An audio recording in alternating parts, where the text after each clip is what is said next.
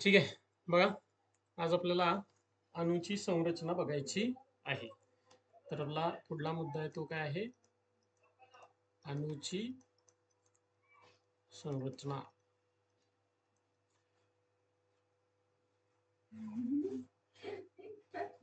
अणूची संरचना. ठीक आहे. तर अणूची संरचना काय असते? तर याच्यामध्ये बघा, पहिली गोष्ट म्हणजेच काय, अणूमध्ये काय असतं तर केंद्रक आणि केंद्रकाबाहेरील भाग असतो. पहिली गोष्ट काय येते तर बघा,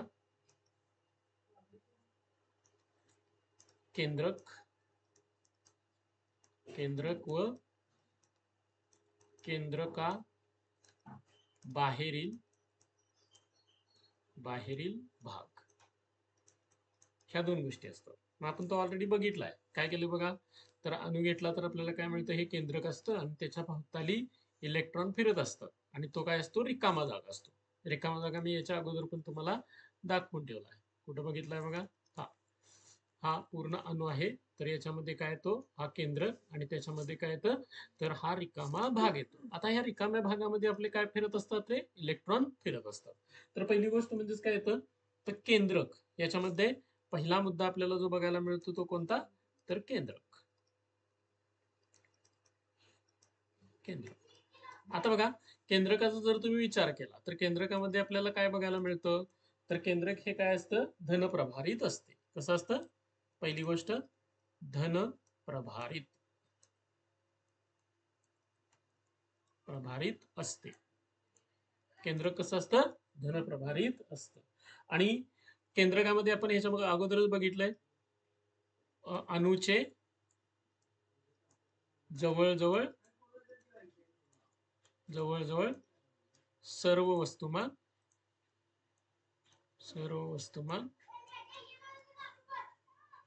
केंद्रकात एकवटते. बरोबर ना, केंद्रकात एकवटते. बघा, केंद्रकामध्ये काय झालेलं असतं, जवळजवळ सर्व वस्तुमान एकवटलेलं असतं. त्यानंतर बघा, त्याच्यामध्ये काय असतात, दोन प्रकारचे अणुकण आपल्याला बघायला मिळतात. काय असतात त्याच्यामध्ये, दोन प्रकारचे काय असतात, अणुकण आपल्याला बघायला मिळतात. आता हे दोन प्रकारचे अणुकण कोणते असतात, तर त्यांना हा दोन प्रकारचे अणुकण असतात. ते म्हणजेच कोणते असतात, प्रोटॉन व न्यूट्रॉन. कोण असतात, प्रोटॉन आणि न्यूट्रॉन त्याच्यामध्ये असतात. आणि ह्या दोघांना मिळून बघा, प्रोटॉन व न्यूट्रॉनना एकत्रितपणे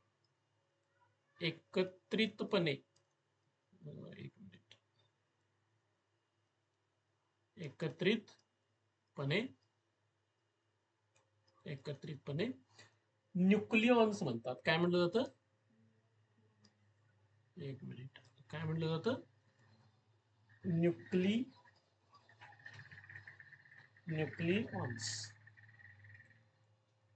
न्यूक्लियॉन्स म्हणतात. काय म्हटलं जातं, न्यूक्लियॉन्स म्हणजे काय, न्यूक्लियस म्हणजे केंद्र. इंग्लिशमध्ये न्यूक्लियस म्हणजे काय असतं, केंद्र. आता न्यूक्लियस केंद्रकामध्ये असणारे कोण कोण आहेत रे, प्रोटॉन आणि न्यूट्रॉन. म्हणून केंद्रकामध्ये असणारे अणुकण त्यांना आपण काय म्हणतो, न्यूक्लियॉन्स. म्हणून शब्द काय आला बघा, न्यूक्लियस मध्ये असणारे, म्हणून त्यांना आपण न्यूक्लियॉन्स असं म्हणतो. बघा, एकत्रितपणे त्याला काय म्हणलं जातं, न्यूक्लियॉन्स म्हणलं जातं. हा झाला केंद्र. बघा, अणूची संरचना जर विचारात घेतली तर त्याच्यामध्ये काय असतो, केंद्रक आणि केंद्रका बाहेरील भाग असतो. त्याच्यामध्ये पहिला भाग म्हणजे कोण, केंद्रक म्हणजेच काय, न्यूक्लियस. कसा असतो, धनप्रभारित असतो. आणि अणूमध्ये अणूचं जे सगळं वस्तुमान असतं ते कुठं असतं रे, केंद्रकात एकवटलेलं असतं. त्यानंतर दोन प्रकारचे अणुकण असतात, प्रोटॉन आणि न्यूट्रॉन. त्यांना एकत्रितपणे काय म्हणायचं, न्यूक्लियॉन्स म्हणतात. काय म्हटलं जातं, न्यूक्लियॉन्स. बघा, हा पहिला पार्ट झाला. त्याच्यानंतर आपण आता कोणाचा विचार करायचा, तर दुसरा म्हणजेच कोण आहे, प्रोटॉन. प्रोटॉन हा आपण कशाने दाखवतो, तर पी ने दाखवतो. कशाने दाखवला जातो? पी न. आता बघा प्रोटॉन बद्दलची आपल्याला माहिती विचारत घ्यायची. तर प्रोटॉन हा धन प्रभारित आहे. कसला असतो? धन प्रभारित अवअनुकण आहे. कोणता? धन प्रभारित अवअनुकण आहे. तो कशाने दाखवतात? पीनं दाखवतात. इथं आपण ऑलरेडी दाखवलेला आहे. पीनं निर्देश केला जातो. त्याच्यानंतर बघा त्याच्यावरती अधिक एक ई एवढा प्रभार असतो. एवढा प्रभार असतो. केवढा प्रभार असतो रे त्याच्यावरती? अधिक एक ई एवढा प्रभार असतो. आता लक्षात ठेवायचं ई म्हणजे काय आहे? तर थोडक्यात लक्षात ठेवायचं इलेक्ट्रॉन वरचा चार्ज. आता इलेक्ट्रॉन वरती चार्ज जो असतो, आता इलेक्ट्रॉन कसा असतो? ऋण प्रभारित असतो. मग त्याच्यावरचा चार्ज असतो तो ऋण मध्ये असतो. आणि हा प्रोटॉन असतो तो कसा असतो? धन प्रभारित. म्हणून त्याच्यावरचा चार्ज म्हणजेच काय? प्रभार. तो प्रभार कसा असतो? धन असतो. मग आता बघा इथं आपल्याला एक 1 ई हे जे आपल्याला मिळतं, तर ह्या 1 ई ची किंमत म्हणजे 1 ई बरोबर 1.6 गुणिले 10⁻⁻⁰ कुलोम. काय दाखवतो? कुलोम. कुलोम आपण बघितलंय कशाचं एकक आहे? प्रभाराचं एकक. सीन दाखवतो आपण, बरोबर आहे. मग त्यानुसार बघा 1 ई बरोबर किती असतं? 1.6 गुणिले 10⁻⁹ कुलोम एवढं असतं. आता बघा केंद्रकावरील एकूण प्रभार हा कशाच्या स्वरूपात? ईच्या एककामध्येच व्यक्त करतात. त्याच्यानंतर बघा अणूच्या केंद्रकामध्ये, ह्याच्यामध्ये पुढला मुद्दा म्हणजेच काय? अणूच्या केंद्रकात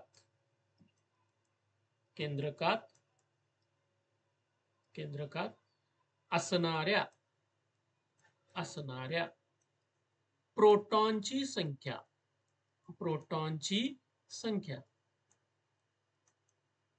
बघा अणूच्या केंद्रकामध्ये असणाऱ्या प्रोटॉनची संख्या म्हणजे अणुअंक होय. म्हणजे अणुअंक काय म्हणतात त्याला? अरे रे, अणुअंक होय. आता अणुअंक दाखवतात कशानं? तर अणुअंक हा झेड ने दाखवतात. झेड ने दर्शवतात किंवा दाखवतात. बघा काय मिळालं आपल्याला? अणुअंक हा झेड ने दाखवला जातो. त्यानंतर बघा एका प्रोटॉनचं वस्तुमान जे आहे 1 यू असतं, त्याला युनिफाईड मास म्हटलं जातं. आणि त्याचं जी किंमत असते ती काय असते बघू आपण. इथं काय मिळेल आपल्याला बघा? चौथा मुद्दा.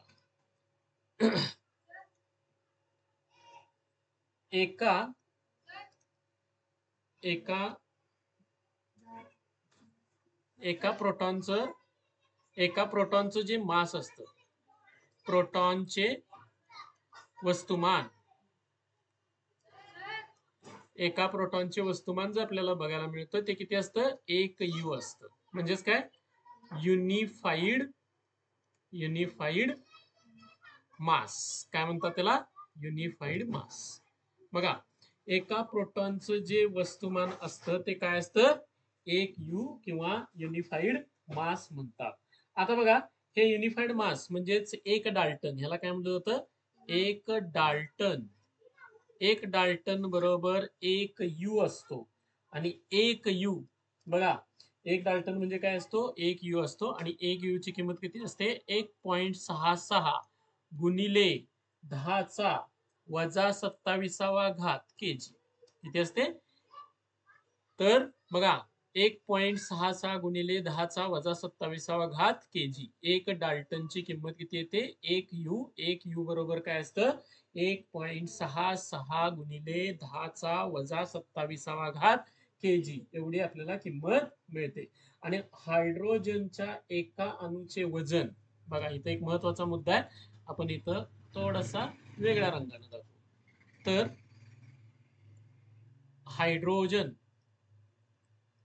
हायड्रोजनच्या एका अणूचे वजन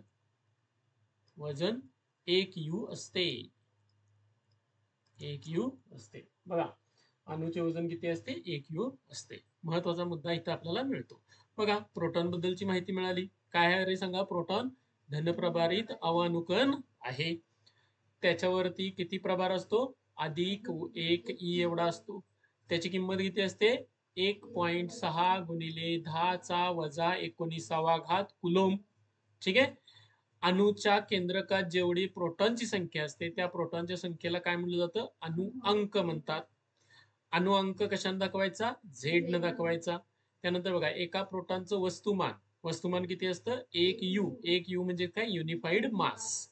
आणि त्याची किंमत 1 डाल्टन बरोबर 1 यू आणि किंमत किती मिळते? 1.66 गुणिले 10⁻27 किलोग्रॅम. आणि हायड्रोजनच्या एका अणूचं वजन सुद्धा आपल्याला किती मिळतं? 1 यू एवढं मिळतं. आता बघा आपल्याला पुढली गोष्ट म्हणजे काय? न्यूट्रॉन. कोण बघायचं आहे? तर आपल्याला पुढला अणू कण येतो तो म्हणजेच कोणता? न्यूट्रॉन. काय बघायला मिळतो? न्यूट्रॉन. बघा आता न्यूट्रॉन, न्यूट्रॉन कशाने दाखवतात? एन न दाखवतात. कशाने दाखवला जातो? एन न दाखवला जातो. आता न्यूट्रॉन बद्दलची आपण माहिती बघूया. तर न्यूट्रॉन म्हणजेच काय येतात बघा? विद्युत प्रभार नसतो. म्हणजेच काय? उदासीन. उदासीन असतो. कसा असतो? उदासीन असतो किंवा त्याच्यावरती काय म्हणणार? प्रभार. प्रभार नसतो. कोणताच प्रभार नसतो. धनप्रभार पण नाही आणि ऋण प्रभार पण नाही. उदासीन आपल्याला बघायला मिळतो.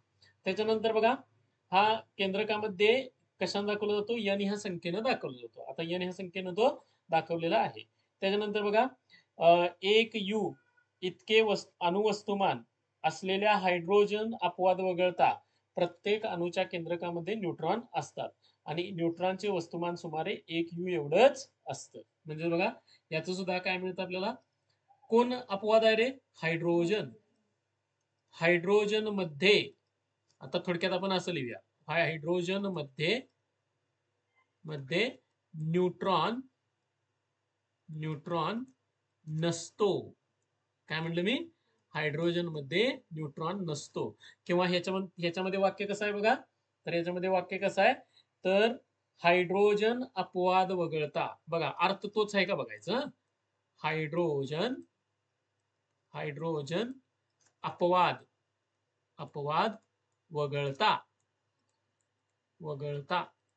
वगळता प्रत्येक अणूमध्ये काय असतो? अणुकेंद्रकामध्ये न्यूट्रॉन असतात.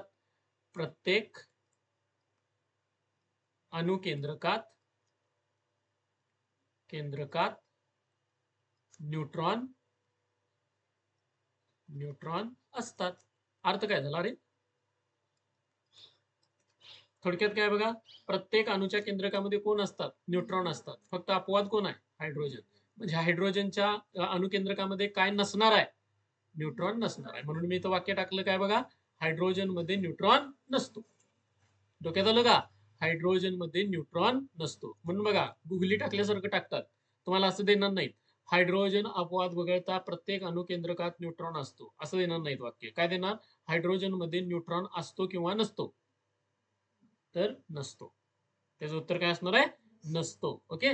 तर किंवा तुम्हाला म्हणणार हायड्रोजन अणूमध्ये न्यूट्रॉनची संख्या किती? आणि पर्याय देणार 1, 0, 2, 5. 0. उत्तर किती येणार आहे? 0. हे डोक्यात ठेवा. म्हणजे अशा पद्धतीनं आपल्याला विचारलं जातं. म्हणजे बघा हायड्रोजन अपवाद वगळता प्रत्येक अणुकेंद्रकामध्ये काय असतात? न्यूट्रॉन असतात. म्हणजे हायड्रोजन हा अपवाद आहे. म्हणजे हायड्रोजन मध्ये कोण नसतात? न्यूट्रॉन नसतात. ओके. आणि त्याच्यानंतर बघा तिसरा मुद्दा म्हणजेच कोणता? न्यूट्रॉनचे वस्तुमान 1 यू इतकेच असते. 1 यू इतके असते. परत आपल्याला सांगूया 1 यू म्हणजे काय रे?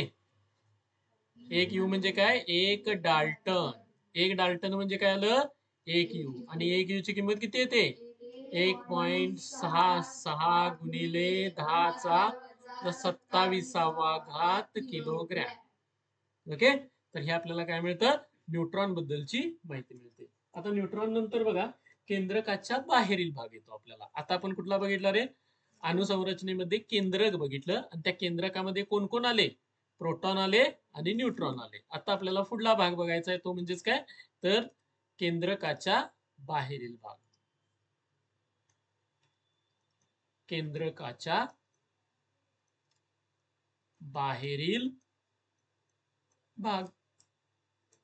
केंद्रकाच्या बाहेरील भाग.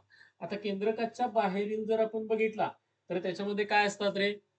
केंद्रकाच्या बाहेरील भागामध्ये इलेक्ट्रॉन हे काय करत असतात? इलेक्ट्रॉन हे परिभ्रमण करत असतात. परिभ्रमण करत असतात. आता ते परिभ्रमण कशामध्ये करत असतात रे? ते परिभ्रमण कशामध्ये करत असतात? पोकळ भागामध्ये करत असतात आणि केंद्रकाभोवताली ते परिभ्रमण करत असतात. आता केंद्रकाभोवती परिभ्रमण करणारे हे फक्त कोण आहेत रे? इलेक्ट्रॉन. आता त्या इलेक्ट्रॉन बद्दलची माहिती आपल्याला मिळवायची आहे. कोण येणार रे आता? पुढलं येणार इलेक्ट्रॉन. इलेक्ट्रॉन. आता इलेक्ट्रॉन हे कशाने दाखवलं जातं बघा? ईच्या डोक्यावरती वजा चिन्ह. कसं दाखवतात? ईच्या डोक्यावरती वजा चिन्ह असं दाखवलं जातं. बघा, इलेक्ट्रॉन हा काय बघा? ऋणप्रभारित अणुकण. बघा, आता याच्याबद्दलची माहिती आपण विचारात घेऊया. पहिला मुद्दा काय? ऋण प्रभारित काय आहे? अणुकण आहे. बघा, कोणत्या प्रकारचा आहे? ऋणप्रभारित अणुकण बघायला मिळतो.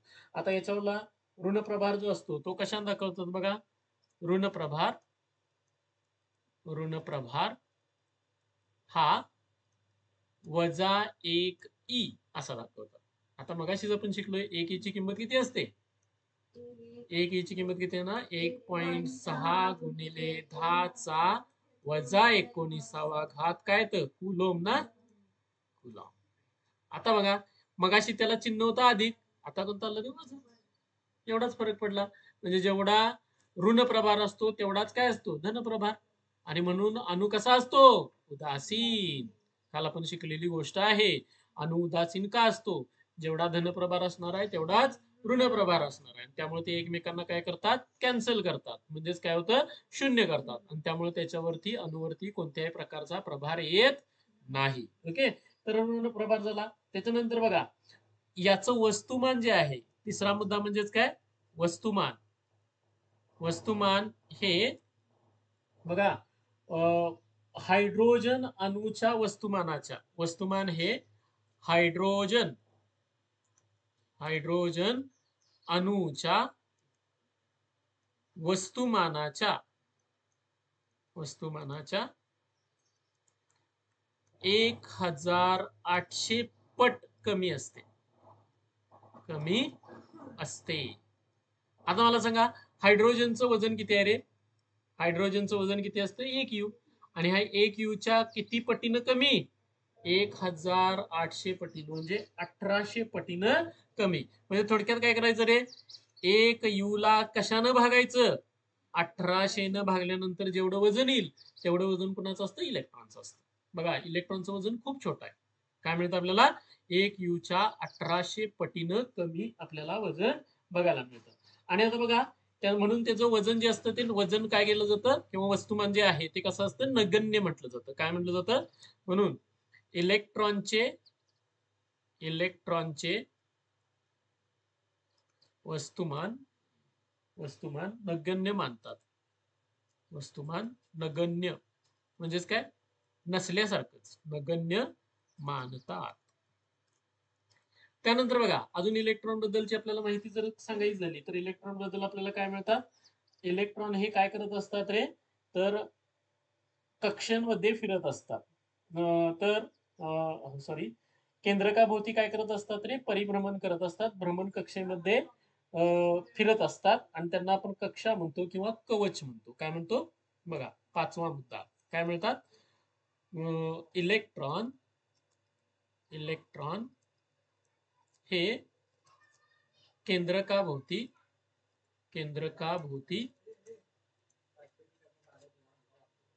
कक्षेत फिरतात. त्या कक्षेला काय म्हटलं जातं? कक्षेला काय म्हणतात? कवच. कवच म्हणतात. बघा काय काय आपल्याला मिळालं, कक्षेला काय म्हणलं जातं? कवच असं म्हटलं जातं.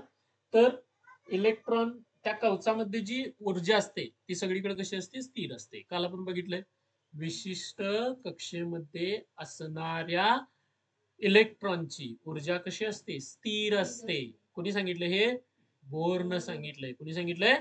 बोर्न सांगितलंय. त्यामुळे बघा, तर काय बघायला मिळतं आपल्याला, जर कवचामध्ये इलेक्ट्रॉनची ऊर्जा जी असते ती त्या पदावरून किंवा तिथं आपल्याला ठरते.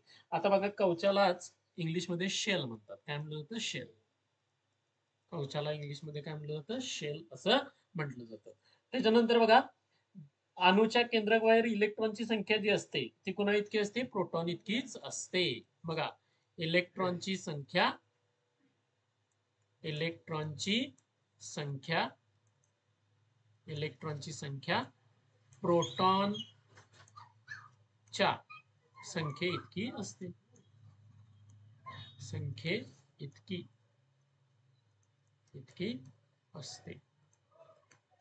संख्या इतकी असते. बघा, आपल्याला एवढे मिळतं. त्यामुळं इलेक्ट्रॉनची संख्या सुद्धा कशाने दाखवली जाते रे? झेड.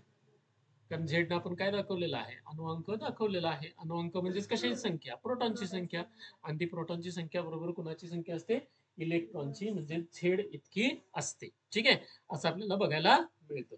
बघा, आता इलेक्ट्रॉन जे आहे, इलेक्ट्रॉनची जी संख्या आपल्याला बघायला मिळते, तर इलेक्ट्रॉनची संख्या आणि प्रोटॉनची संख्या समान असल्यामुळे काय होतं रे? अणु हा कसा असतो? उदासीन बनतो. अणु हा कसा बनतो? उदासीन बनतो. आता बघा, याच्यामध्ये महत्वाचा मुद्दा काय येतो? तर केंद्रकामध्ये जे प्रोटॉन आणि न्यूट्रॉन असतात. बघा, आता आपल्याला महत्वाचं काय शिकायचं आहे? केंद्रकामध्ये प्रोटॉन आणि न्यूट्रॉन असतात. त्यांना आपण काय म्हणतो रे? त्यांना आपण काय म्हणतो? न्यूक्लिऑन्स म्हणतो. काय म्हणतो? न्यूक्लिऑन्स. मला वाटते मगाशी मी दुसरी वेलांटी दिली, पहिली वेलांटी पाहिजे. न्यूक्लिऑन्स असं म्हटलं जातं. आता न्यूक्लिऑन्स आपल्याला मिळाले. आता हे न्यूक्लिऑन्स असतात ना, तर प्रोटॉन अधिक न्यूट्रॉन, बघा, प्रोटॉनची संख्या अधिक न्यूट्रॉनची संख्या,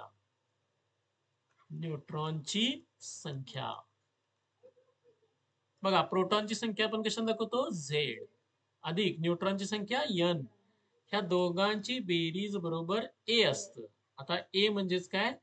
अणु वस्तुमानांक. काय म्हणतात त्याला? वस्तुमानांक. ए म्हणजे काय असतो? अणुवस्तुमानांक. म्हणून बघा, इथे एक आपल्याला सूत्र मिळेल. काय सूत्र मिळेल रे? झेड अधिक n बरोबर काय येतं? ए येतं. झेड अधिक n बरोबर काय येतं? ए. आता याच्यावरूनच आपण अजून सूत्र तयार करू शकतो. अजून सूत्र म्हणजे कोणतं? तर बघा, आता आपल्याला कोणतं मिळालं? झेड अधिक n बरोबर ए. झेड म्हणजे काय रे? प्रोटॉनची संख्या. n म्हणजे काय? न्यूट्रॉनची संख्या. ए म्हणजे काय? अणुवस्तुमानांक. ओके. आता बघा, हे n जर काढायचं असेल तर काय करायला पाहिजे रे? ए वजा झेड. ए मधनं कशाची किंमत वजा करायची? झेडची. म्हणजेच काय? प्रोटॉनची संख्या वजा केली की कुणाची संख्या मिळते? तर न्यूट्रॉनची संख्या मिळते. मग आता बघा, यानुसार आपल्याला जर विचारात घेतलं तर कोणताही मूलद्रव्य दाखवताना कसा दाखवतात? म्हणजे मूलद्रव्य दर्शवला जातो. मूलद्रव्य हा कसा दाखवतात? बघा, संज्ञा, त्याची काय असेल ती संज्ञा, त्याच्यानंतर इथं लिहितात झेड आणि इथं डोक्यावरती काय लिहितात? ए. म्हणजे उदाहरणार्थ बघा,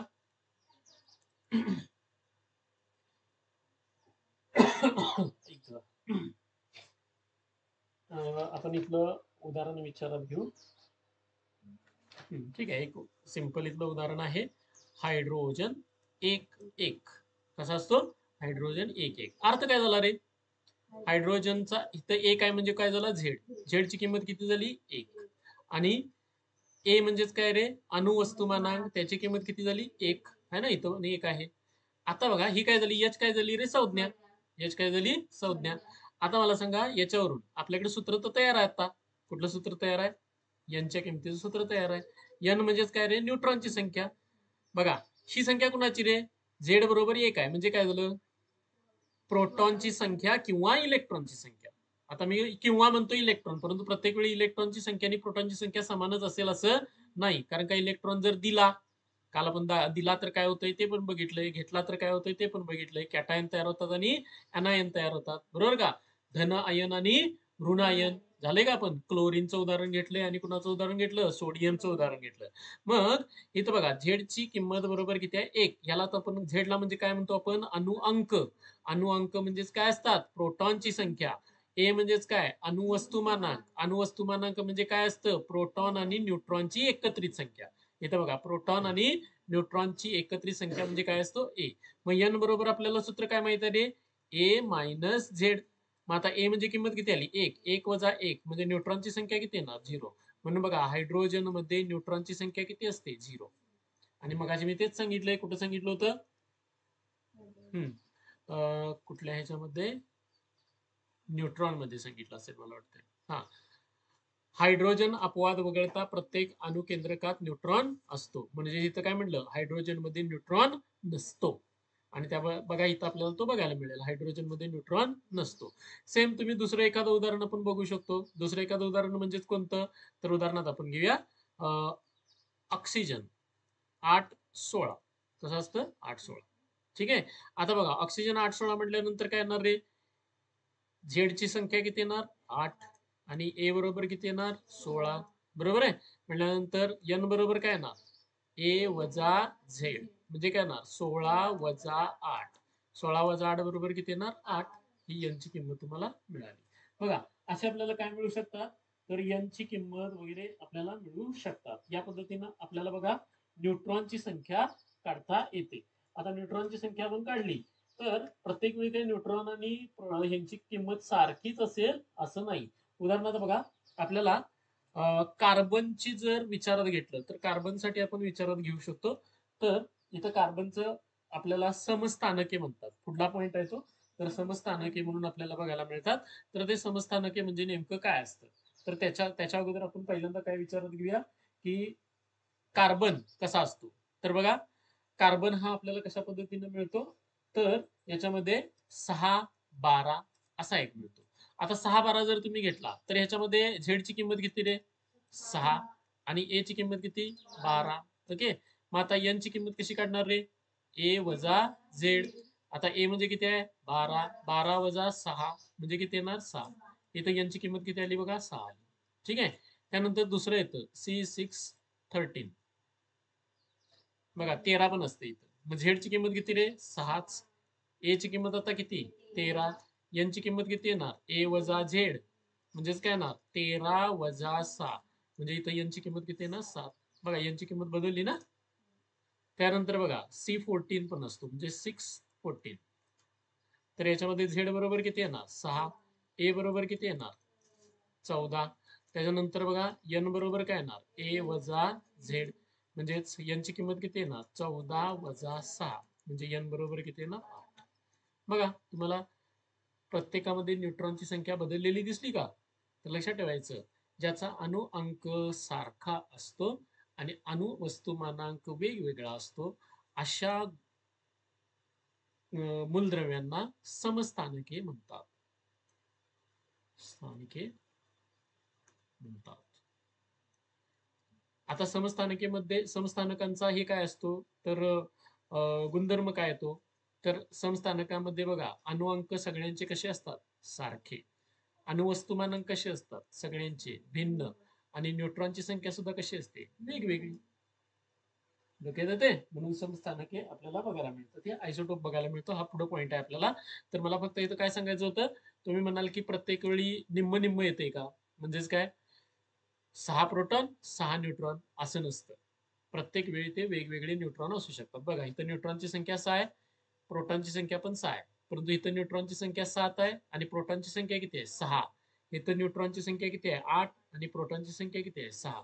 म्हणून लक्षात ठेवायचं, प्रोटॉन आणि न्यूट्रॉनची संख्या वेगवेगळी असू शकते. आता उदाहरणार्थ हायड्रोजन मध्येच बघितलं तर तुम्हाला काय दिसतंय रे, प्रोटॉनची संख्या 1 आहे आणि न्यूट्रॉनची संख्या किती आहे, 0. अशा आपल्याला काय मिळू शकतात, तर गोष्टी बघायला मिळतात. हे पहिल्यांदा लक्षात आलं का? काय काय आपण बघितलं तर थोडस पाठीमागे जाऊन त्याचा रिवाइज भाग करूया. काय काय आपल्याला बघायला मिळालं. अणुसंरचनेमध्ये केंद्रक आणि केंद्रका बाहेरील भाग असतो. त्याच्यामध्ये पहिल्यांदा केंद्रकला आपण न्यूक्लियस म्हणतो. तो कसा असतो रे? धनप्रभारित असतो. सगळं वस्तुमान केंद्रकामध्ये एकवटलेलं असतं. दोन प्रकारचे अवानुकण तिथं असतात. कोणते कोणते? प्रोटॉन आणि न्यूट्रॉन. त्यांना एकत्रितपणे काय म्हटलं जातं? न्यूक्लियॉन्स म्हणतात. त्यानंतर प्रोटॉनचा विचार केला. प्रोटॉनवरती कसला प्रभार असतो? धनप्रभार. तो कितीनं दाखवतात? +1 दाखवतात. +1 एक ची किंमत किती असते? 1.6 गुणिले 10⁻19 कुलम. त्यानंतर जेवढी प्रोटॉनची संख्या असते त्या प्रोटॉनच्या संख्येला काय म्हणतात? अणुअंक म्हणतात. अणुअंक कशानं दाखवतात? झेडनं दाखवतात. मग त्याच्यानंतर एका प्रोटॉनचं वस्तुमान किती असतं? 1 U. 1 U म्हणजे काय? Unified mass. आता 1 U युनिफाईड मास जे असतं त्यालाच आपण काय म्हणतो? 1 डाल्टन. आणि त्याची किंमत किती असते? 1.66 गुणिले 10⁻27 किलोग्रॅम. त्यानंतर हायड्रोजनच्या अणूचे वजन सुद्धा किती असतं? 1 U एवढं असतं. दुसरा न्यूक्लियॉन कोणता आहे? तो न्यूट्रॉन. आता हे न्यूट्रॉन कसा असतो रे? उदासीन, म्हणजे प्रभार नसतो. त्यानंतर हायड्रोजन मध्ये न्यूट्रॉन नसतो. म्हणून यालाच काय म्हटले बघा? हायड्रोजन अपवाद वगळता प्रत्येक अणुकेंद्रकात काय असतो? न्यूट्रॉन असतो. त्यानंतर न्यूट्रॉनचे वस्तुमान किती असते रे? 1 U एवढं असतंच. तेवढंच वजन येतं. 1 डाल्टन बरोबर 1 U बरोबर किती असतं? 1.66 गुणिले 10⁻27 किलोग्रॅम. आता बघा इथं आपण दोन्हीमध्ये पण म्हणजेच काय? ह्याचं वजन पण किती सांगितलंय? 1 डाल्टन. आणि न्यूट्रॉनचं वजन पण किती सांगितलंय? 1 डाल्टन. आता ह्याच्यामध्ये थोडासा फरक असतो. एकदम नगण्य असा फरक असतो. त्यामुळं दोघांचं वजन काय म्हटलं जातं? सारखं म्हटलं जातं. परंतु इलेक्ट्रॉनचं मात्र तसं नाही. इलेक्ट्रॉनचं वजन एकदमच कमी असतं. किती पट आहे रे ते? तर हायड्रोजन अणूच्या वस्तुमानाच्या 1800 पटीनं कमी असतं. त्यामुळे इलेक्ट्रॉनचं वजन काय म्हणतो आपण? नगण्य. इलेक्ट्रॉन हा कसला आहे बघा रे? ऋण प्रभारित अणुकण आहे. आणि हा केंद्रकाच्या बाहेर असतो. कुठं असतो? केंद्रकाच्या बाहेर परिभ्रमण करतो. कशामध्ये परिभ्रमण करतो? तर कक्षेमध्ये परिभ्रमण करतो. बघा, इलेक्ट्रॉन हा केंद्रकाभोवती कक्षेमध्ये फिरतो. त्यांनाच आपण कवच म्हणतो. इंग्लिशमध्ये त्याला शेल म्हटलं जातं. त्यानंतर इलेक्ट्रॉनची संख्या प्रोटॉनच्या संख्ये इतकी असते. म्हणजेच थोडक्यात इलेक्ट्रॉनची संख्या कुणा इतकी असते रे? अणुअंका इतकी किंवा झेड इतकी, म्हणजेच प्रोटॉनच्या संख्ये इतकी असते. त्यानंतर बघा, केंद्रकामध्ये जे प्रोटॉन आणि न्यूट्रॉन असतात यांना न्यूक्लियॉन्स म्हणतो. आणि ह्या दोघांची बेरीज म्हणजे काय असतं रे? अणुवस्तुमानांक असतो. तो कशाने दाखवतात? ए न दाखवला जातो. मग आपण इथं उदाहरण दाखल काय केलं? अणुवस्तुमानांक, अणुअंक आणि दुसरी गोष्ट म्हणजेच काय? न्यूट्रॉनची संख्या. असं आपण काय केलं? उदाहरण दाखल बघितलं. इथपर्यंत लक्षात आलं? काय काय आपण याच्यामध्ये बघितलेलं आहे.